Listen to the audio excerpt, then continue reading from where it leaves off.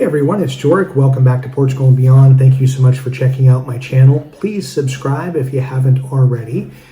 Today's topic, I'm going to go through the ferry lines in Lisbon, Portugal, and just talk a little bit about where you catch them, where they go, maybe some sites that you can get to that you don't normally read about that you may want to use the ferries to get to, as well as the website that is used to be able to view schedules, book tickets, things of that nature. So let's get after it.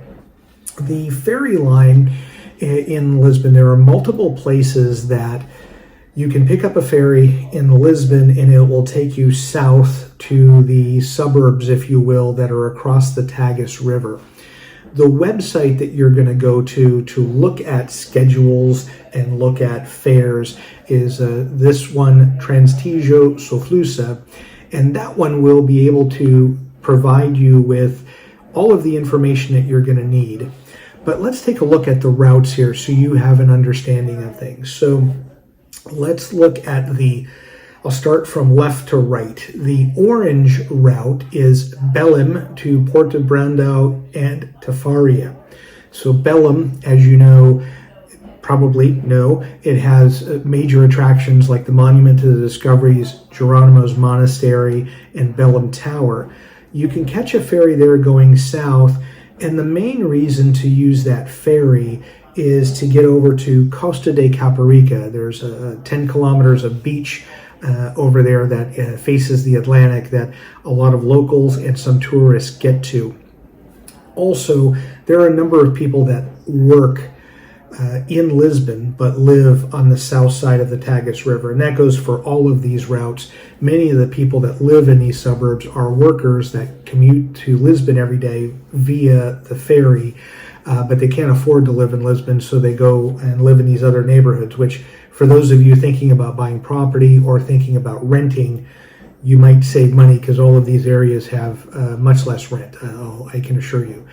So that was long-winded. The next line is the yellow line.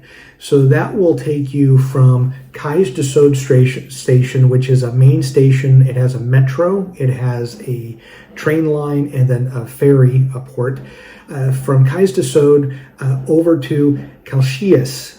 Probably didn't say that right, but also it's called the Almada. So it's a major route, only takes 10 minutes to go from one side to the other or back. And there are a couple of things that tourists often use the ferry for. One, in the Almada, you've got great seafood restaurants. So just up the steps from where you get off the ferry, there are a number of places that offer great seafood. Also, the Christ statue. Sometimes people go there, then get a cab or an Uber to get up to the Christ statue monument, which is on the south side. Also in Almada, when you look back at Lisbon, you get great views of the city. So if you want some panoramics or some great photos, that's a place to do it for sure. And again, it's easy. It only takes 10 minutes to go from one side to the other. The next line would be the green line, and that is Cais de Sode station to Seixal or Seixal. That's also a suburb in the south side of Lisbon. A number of workers, high percentage of the Seixal population are commuters going back and forth to Lisbon. I don't know if there's really any attractions there, but that's mostly workers go back and forth. And then the same goes for the next one, which I'm going to jump over the blue line for a minute and go to the red line. So Cais de Sode, keeping at the same station, going to Montijo. That again is mostly employees of companies and businesses that live in Montijo that commute every day. Although it is becoming a growing area, there are many expats looking at properties because you can get a little more property. You can get some homes in that area or houses versus apartments or flats. And then I'll finish up with the blue line, which is Terreiro do Passo to Barreiro. And so Barreiro is, again, another huge population of commuters that go back and forth from Lisbon. So in these routes, with the exception of the ones on the left, the orange route, which might get you to the beach side of Costa de Caparica in Almada, And the yellow line, that's the one that's most used by tourists. The other ones, you can go explore these other parts of Greater Lisbon, but there isn't really as much to see as far as attractions, venues, museums, things of that nature. Most of, I'll call it South Lisbon, although technically it's not, but as an expat or a tourist, let's call it South Lisbon. All of these neighboring communities are mostly workers that want affordable rent and cannot do so in Lisbon. So that's where they're living in these communities. But if you walk through them, there's a lot of history in the community, old buildings, some great architecture, a lot of azulejo tiles on the buildings, which is kind of nice. But I wanted to show you this because I think it's important to try all different modes of transportation when you're in cities that offer them. And many of you are going to do the trams here for the tram 28, especially to get a shot around the town. You'll do buses. We have a metro system, so you can do the subways.